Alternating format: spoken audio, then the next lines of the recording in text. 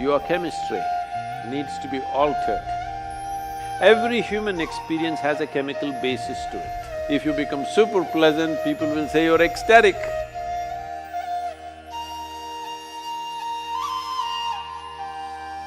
Now, we are thinking of happiness like it's some kind of a commodity or some kind of an attainment.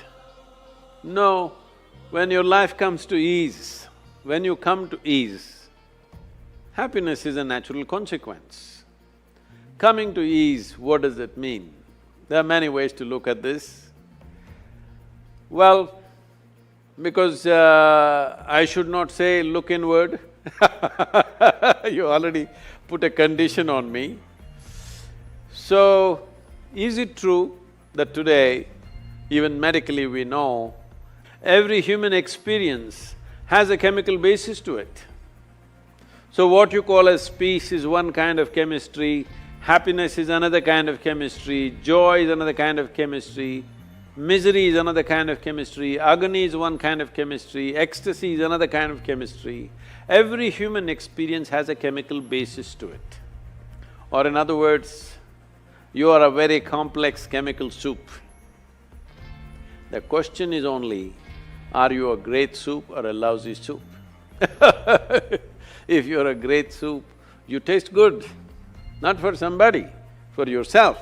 When you taste very good for yourself, if you sit here, if you feel extremely pleasant within yourself because the soup is great, then people say you are happy. If you become very, very pleasant, people will say you're joyful. If you become super pleasant, people will say you're ecstatic. So, to make it very simple and understandable for most people, your chemistry needs to be altered. There's a whole technology with which we can create the kind of chemistry that you want. If I teach you how to create a blissful chemistry within yourself, your very chemistry is blissful and you will be blissful. When you're blissful, you will no more be in pursuit of happiness. That is the biggest mistake, that we are in pursuit of happiness. Your life has to become an expression of joy.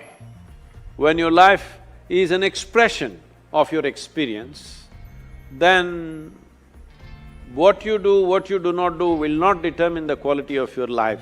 How you are within yourself will determine the quality of your life. I'm sorry, once again I use the word within, but chemistry is not within, it is still outside of you. But if you know how to make the right soup, then being joyful is not an issue, it's a natural consequence of that. So, we can teach you a technology, we can teach you a methodology with which you will know how to stir the right kind of soup within you. This is what I'm calling as inner engineering, that you engineer your chemistry in such a way that it's blissful by its own nature, not because of something. If you think you're going to squeeze happiness out of something or somebody, you will be disappointed because nothing will yield anything unless you have a chemistry of blissfulness within you.